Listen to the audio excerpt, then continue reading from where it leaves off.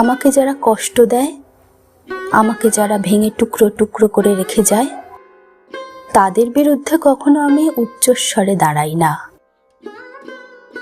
আমি চুপচাপ মাথা তুলে আকাশের দিকে তাকাই। মনের ভেতর জমে থাকা কথাগুলো নিজের মধ্যেই রেখে দিই। এই পৃথিবীর বিচার হয়তো কিছুক্ষণের স্বস্তি এনে দিতে পারে, কিন্তু তা কখনো পূর্ণ প্রশান্তি দেয় না। কারণ মানুষের রায় সময়ের সঙ্গে বদলায়, কিন্তু অন্তরের ক্ষতসারে অন্য উপায়।